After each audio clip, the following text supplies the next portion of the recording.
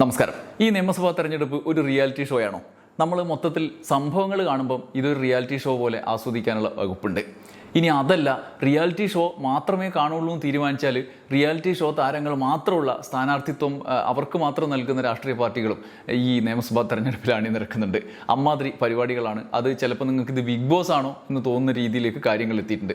നമുക്ക് reality show ആണ് എന്ന് നിങ്ങളെ തോന്നിപ്പിക്കുന്ന എന്തൊക്കെ കാര്യങ്ങളാണ് ഇന്ന് മാത്രം ഉണ്ടായത് എന്ന് നോക്കാം. ഓരോ ദിവസമാണല്ലോ ഈ ബിഗ് ബോസ് ഒക്കെ, ഓരോ ദിവസം ഓരോ സംഭവങ്ങൾ ഒരേ സ്ഥലത്താണല്ലോ നടക്കുക. അതുപോലെ ഈ റിയാലിറ്റി ഷോയിൽ, ഈ ബിഗ് ബോസിൽ, ഈ നിയമസഭാ തെരഞ്ഞെടുപ്പിൽ ഇന്ന് നടന്ന സംഭവങ്ങളിൽ ഒന്നാമത് കെ സുധാകരൻ്റെ പ്രകടനമായിരുന്നു. ഈ ബിഗ് ബോസിൻ്റെ ഹൗസിൽ എന്തൊക്കെയാണ് നടന്നത്? അത് ഡൽഹിയിൽ കേരള ഹൗസിലാണ് പ്രധാനമായിട്ട് നടന്നത്. കേരള ഹൗസിലായിരുന്നു ഇന്നത്തെ റിയാലിറ്റി ഷോയിലെ ഏറ്റവും പ്രധാന സംഭവം. കെ സുധാകരനെ മത്സരിപ്പിക്കുന്നതുമായി ബന്ധപ്പെട്ട് കോൺഗ്രസ് അകപ്പെട്ട വലിയൊരു കെണി, ആ കെണിയിൽ നിന്ന് പുറത്തു കിടക്കാനുള്ള സംഭവങ്ങളാണ് നമ്മളെ ഇന്ന് ഒരു സിനിമാറ്റിക്കായ അനുഭവത്തിലേക്ക് കൊണ്ടുപോയത്. കെ സുധാകരന് സീറ്റ് കൊടുക്കാൻ പാടില്ല എന്ന് വി ഡി സതീശൻ ഉറപ്പിച്ച് പറഞ്ഞു എന്നാണ് ചാനലുകൾ പറയുന്നത്.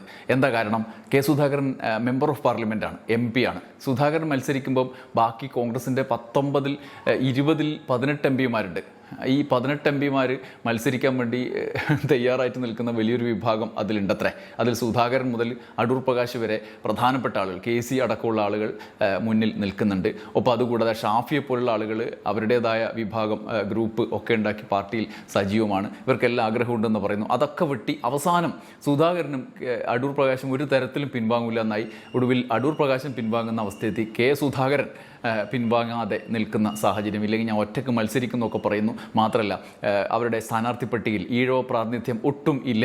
ശിവഗിരിയിൽ രാഹുൽ ഗാന്ധി എത്തിയപ്പോൾ പോലും അവിടുത്തെ സ്വാമി പോലും ഈ ഈഴവ പ്രാതിനിധ്യം കൂട്ടണം എന്നൊക്കെ പറഞ്ഞ് അദ്ദേഹത്തിന് നിവേദനം കൊടുത്തു എന്നൊക്കെ വാർത്തകൾ നമ്മൾ കണ്ടതാണ്. ഒടുവിൽ സ്ഥാനാർത്ഥി പട്ടിക വരുമ്പം അടൂർ പ്രകാശും ഇല്ല, കെ സുധാകരനും ഇല്ല. കളിച്ച ഗെയിമുകളൊക്കെ പാളിപ്പോകുന്ന അവസ്ഥയാണ്. സുധാകരൻ ഒറ്റയ്ക്ക് മത്സരിക്കും എന്ന് പറയുന്നു, അദ്ദേഹം മത്സരിക്കാൻ പോകുന്നു എന്ന് പറയുന്നു, പാർട്ടി ഉണ്ടാക്കുന്നതൊക്കെ വലിയ പ്രതിസന്ധിയിലേക്ക് കാര്യങ്ങൾ പോകുന്നതാണ് കണ്ടത്. ഒടുവിൽ സുധാകരൻ മത്സരിക്കില്ല, ഉള്ള സ്ഥാനാർത്ഥി പട്ടിക പോരട്ടെ എന്ന മട്ടിൽ അദ്ദേഹം പറഞ്ഞ് ഡൽഹിയിൽ നിന്ന് വിമാനം കയറാൻ വേണ്ടി എയർപോർട്ടിലേക്ക് പോയി എന്നൊക്കെയാണ് ഒടുവിലത്തെ വാർത്ത. പോകുന്ന ഘട്ടത്തിൽ സുധാകരൻ കോൺഗ്രസിൽ ഉള്ള ആശങ്കയും ആകാംക്ഷയും ഒക്കെ അവസാനിപ്പിക്കുന്ന മറ്റൊരു പ്രസ്താവന ഇറക്കിയിട്ടുണ്ട്. സുധാകരൻ എന്താണ് പറഞ്ഞത് എന്ന് കണ്ണൂരിൽ നിലവിലെ സാഹചര്യത്തിൽ സുധാകരൻ മത്സരിക്കാതിരിക്കുമ്പോൾ അണികളോട് എന്താണ് കമ്മ്യൂണിക്കേറ്റ് ചെയ്യുന്നത് എന്ന് അദ്ദേഹം പറഞ്ഞ വാക്കുകൾ ഞാൻ നിങ്ങളോട് പറയാം. പാർട്ടിയിൽ തുടരും, പ്രവർത്തിക്കും, പുതിയ കാര്യങ്ങളുമായി മുന്നോട്ട് പോകും. സ്ഥാനാർത്ഥിത്വം നിഷേധിച്ചതല്ലേ ഉള്ളൂ, പാർട്ടിയിൽ നിന്ന് പുറത്താക്കിയില്ലല്ലോ. സ്വതന്ത്രനായി മത്സരിക്കില്ല. പാർട്ടിയുടെ അംഗീകാരം കിട്ടുമെങ്കിൽ മത്സരിക്കും, ഇല്ലെങ്കിൽ ഇല്ല. എല്ലായിടത്തും എനിക്ക് ആളുകളുണ്ട്. കമ്മിറ്റി ഉണ്ടാക്കാനും നേതാക്കന്മാരെ ഉണ്ടാക്കാനുമല്ല, അത് പൊതുപ്രവർത്തനത്തിൻ്റെ ഭാഗമായാണ്. പാർട്ടിയെ വെല്ലുവിളിക്കാനില്ല, വിധേയനായി നിൽക്കാനാണ് തീരുമാനം.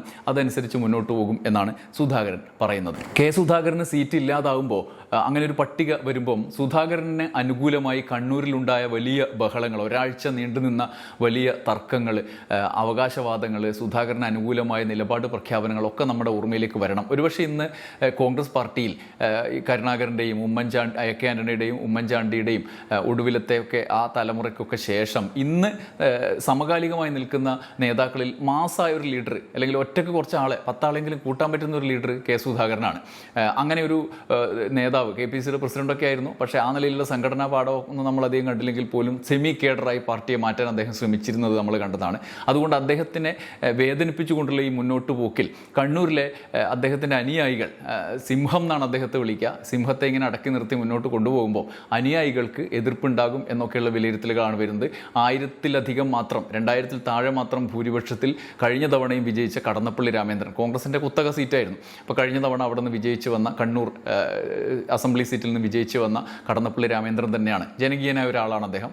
അവിടെ ഇവിടെയൊക്കെ തൊഴിൽ കേട്ട് നടക്കുന്ന ആളാണ്. അതുകൊണ്ട് ആ തരത്തിലുള്ളൊരു പ്രധാനപ്പെട്ട ആൾക്കെതിരെയാണ് ഇനി വേറൊരു സ്ഥാനാർത്ഥി, സുധാകരനല്ലാത്തൊരു സ്ഥാനാർത്ഥി വരുന്നത്. അപ്പോൾ അവിടെ സുധാകരൻ്റെ അനിഷ്ടം സ്വാഭാവികമായി അവിടെ UDFന് കടുത്ത തിരിച്ചടി ഉണ്ടാക്കും. മാത്രമല്ല, അദ്ദേഹത്തിൻ്റെ കടുത്ത അനുയായി ആയിരുന്ന, സുധാകരൻ കൈപിടിച്ച് വളർത്തിയ സണ്ണി ജോസഫ് മത്സരിക്കുന്ന പേരാവൂർ KK ശൈലജ ടീച്ചറാണ് CPMൻ്റെ സ്ഥാനാർത്ഥി.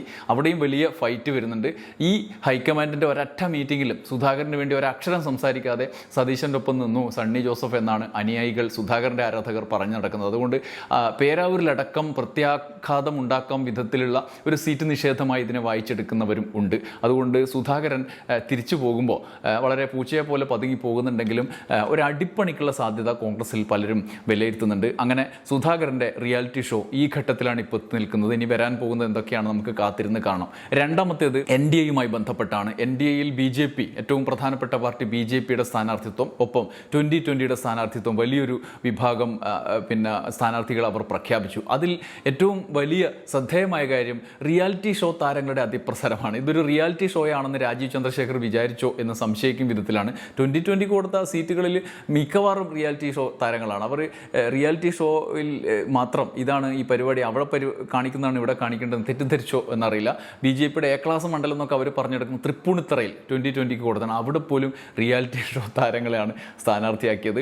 BJPയുടെ പ്രധാനപ്പെട്ട സ്ഥാനാർത്ഥികളിൽ ഒന്ന് റോബിൻ രാധാകൃഷ്ണൻ എന്ന് പറയുന്ന ഒരാളാണ്. ബിഗ് ബോസിലെ റോബിൻ രാധാകൃഷ്ണൻ കുണ്ടറയിൽ ആണ് മത്സരിക്കുന്നത്. കുണ്ടറയിൽ റോബിൻ രാധാകൃഷ്ണൻ മത്സരിക്കുമ്പോൾ BJPക്കുള്ള പ്രതീക്ഷ, കുണ്ടറ ഭയങ്കര മണ്ഡലമാണെന്നാണ്, BJP പിടിക്കാനുള്ള മണ്ഡലമാണെന്നാണ് പറയുന്നത്. മൂപ്പരിങ്ങനെ വല്ലാത്തൊരു നിലയിൽ ബിഹേവ് ചെയ്യുന്നതൊക്കെ നമ്മൾ കണ്ടിട്ടുണ്ട്. അങ്ങനെ റോബിൻ രാധാകൃഷ്ണൻ അവിടെ പോയി മത്സരിക്കുന്നു. ഇനി BJP പട്ടിക അങ്ങനെ മുന്നോട്ട് പോകുന്നുണ്ട്. ഇനി ആരൊക്കെ വരും എന്നൊക്കെ നമുക്ക് കാത്തിരുന്ന് കാണാം. BJPയുടെ ഈ ഒരു തന്ത്രം പ്രധാനമായിട്ട് ദേശീയതലത്തിലൊക്കെ അവർ പയറ്റിയിരുന്നതാണ്. കേരളത്തിൽ ഇത് ഒന്നും ചാലുവാകുന്നില്ല എന്നുള്ള യാഥാർത്ഥ്യം അവർ ഇനിയെങ്കിലും മനസ്സിലാക്കേണ്ടതായിരുന്നു. എന്തായാലും BJPനെ അനുകരിച്ച് റിയാലിറ്റി ഷോ താരങ്ങളെ കൊണ്ട് മാത്രം പട്ടിക പ്രഖ്യാപിച്ച ഒരാളാണ്, ഒരു ടീമാണ് 2020. നമ്മുടെ സാബു ജേക്കബിൻ്റെ 2020യിൽ വീണ നായർ, ലക്ഷ്മിപ്രിയ, അഞ്ജലി നായർ, പിന്നെന്താ പ്രോമി മാത്യൂസ് എന്നൊക്കെ പറഞ്ഞിട്ട് ഒരുപാട് ആൾക്കാരെ പ്രഖ്യാപിച്ചു. അഖിൽ മാരാർക്ക് അപ്പുറം ഒരു റിയാലിറ്റി ഷോ താരമില്ല, അതും ബിഗ് ബോസ് ആണ്. ഇവരൊക്കെ ബിഗ് ബോസിൽ അഖിൽ മാരാരെ തൃക്കാക്കരയിലാണ് സ്ഥാനാർത്ഥിയാക്കിയത്. അപ്പം പ്രോമി മാത്യൂസിനെ അങ്കമാലിയിൽ. ഇതിൻ്റെ ഒപ്പം ചില യഥാർത്ഥ റിയാലിറ്റി ഷോ താരങ്ങളുണ്ട്. ഉദാഹരണത്തിന് ഉമ്മൻചാണ്ടിയുടെ മരുമകൻ വർഗീസ് ജോർജ് 2020 കൊടുങ്ങല്ലൂരിലാണ് സ്ഥാനാർത്ഥിയാക്കി പ്രഖ്യാപിച്ചത്. അതിനിടെ ഈ സ്ഥാനാർത്ഥികളെ ഇമാതിരി പ്രഖ്യാപിക്കുമ്പോൾ ജനങ്ങളെ പുച്ഛിക്കുന്ന മട്ടിലേക്ക് കാര്യങ്ങൾ എത്തുന്നു എന്നുള്ളതാണ്. രാഷ്ട്രീയ പാർട്ടികൾ അങ്ങനെ അടയാളപ്പെടുത്തും. 2020 ഒക്കെ ഒരു എക്സിക്യൂട്ടീവ് സ്റ്റൈലിലാണ് തെരഞ്ഞെടുപ്പിനെ നേരിടുന്നത് എന്ന് വ്യക്തമാക്കുന്നതാണ് ഈ തെരഞ്ഞെടുപ്പിൽ അവരുടെ സ്ഥാനാർത്ഥി പട്ടിക തന്നെ. പെരുമ്പാവൂരിൽ ലക്ഷ്മിപ്രിയ ആണ് സ്ഥാനാർത്ഥിയായി ആദ്യം പ്രഖ്യാപിച്ചത്. ലക്ഷ്മിപ്രിയ ബിഗ് ബോസ് താരാണല്ലോ. മൂപ്പരപ്പോഴേക്ക് അവസാനം നോക്കുമ്പോൾക്ക് വോട്ടർ പട്ടികയിലെ പേരില്ല. അവസാനം അവിടെ നിന്ന് പകരം ഒരു യൂത്ത് കോൺഗ്രസ്സുകാരനെ, ജിബി വർഗീസ് എന്ന് പറയുന്ന ഒരു യൂത്ത് കോൺഗ്രസ്സുകാരനെ പിടിച്ച് സ്ഥാനാർത്ഥിയാക്കി എന്നാണ് കേൾക്കുന്നത്.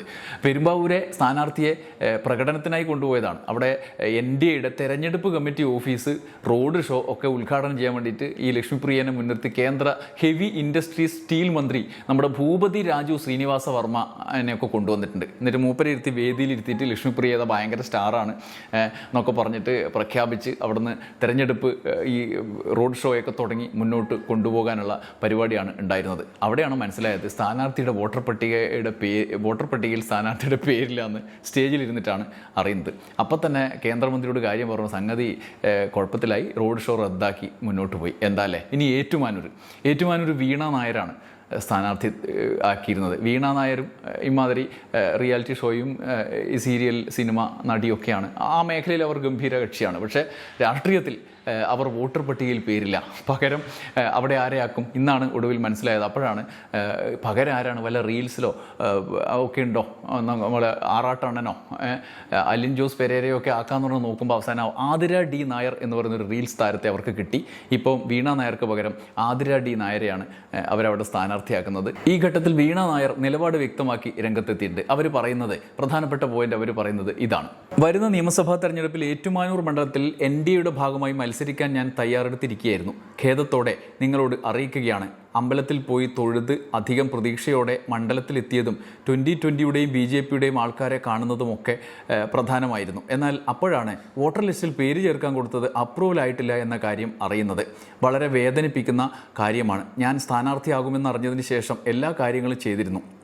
എന്നാൽ 15-ാം തീയതി വരെയാണ് എന്നറിയുന്നത് വളരെ വൈകിയാണ് എന്നാണ് അവർ പറയുന്നത്. കളക്ടറെ അടക്കമുള്ള ഉദ്യോഗസ്ഥരെ കണ്ട് ഇതിൻ്റെ സാധ്യതകൾ പരിശോധിച്ചിരുന്നു. അതൊരിക്കലും പറ്റില്ല എന്ന് അവർ പറഞ്ഞു. അവർക്ക് പരിമിതികൾ ഉണ്ടാകാം, അല്ലെങ്കിൽ മറ്റു പൊളിറ്റിക്കൽ പ്രഷർ ഉണ്ടാകാം.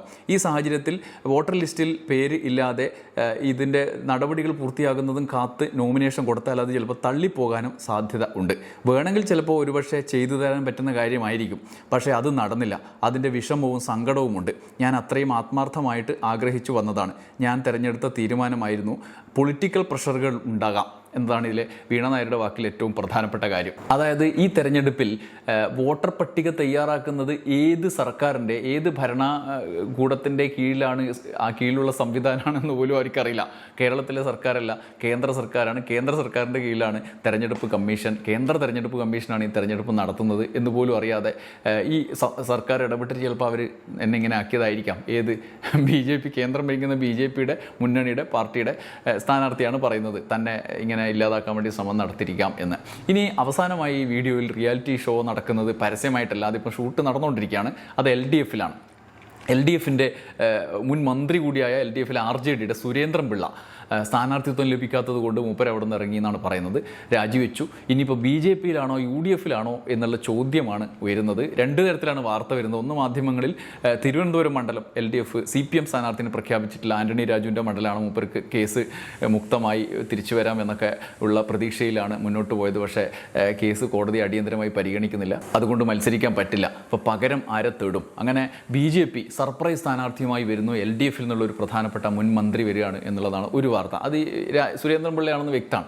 രണ്ടാമത്തേത് LDFിൽ തന്നെ സുരേന്ദ്രൻ പിള്ളക്ക് RJDക്ക് സീറ്റ് ഇല്ലാത്തതുകൊണ്ട് മത്സരിക്കാൻ പറ്റില്ല. അപ്പോൾ മൂപ്പരായിൽ നിന്ന് പുറത്തു വന്നാലെങ്കിൽ ഇവിടെ തിരുവനന്തപുരം മണ്ഡലം കിട്ടുമോ? തിരുവനന്തപുരം RJDക്ക് ഉള്ളതല്ലോ, അതുകൊണ്ട് അവരുടെ പാർട്ടിയിൽ നിന്നാൽ ആ മണ്ഡലം കിട്ടില്ല.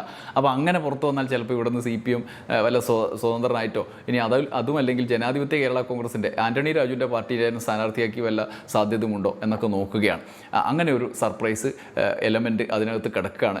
അത് ഏതാണ്, ആരുടെയാണ് എന്നൊക്കെ ഇനി കണ്ടു തന്നെ അറിയണം. എന്തായാലും എല്ലാ മുന്നണികളുടെയും ഈ മട്ടിലുള്ള റിയാലിറ്റി ഷോകൾ പുരോഗമിക്കുകയാണ്. റിയാലിറ്റി ഷോ താരങ്ങൾ മുതൽ യഥാർത്ഥ നേതാക്കന്മാരുടെ റിയാലിറ്റി ഷോ പ്രകടനം വരെ അത് നീളുകയാണ്. ഇനിയുള്ള സംഭവവികാസങ്ങൾ കാത്തിരുന്ന് കാണാം. നന്ദി, നമസ്കാരം.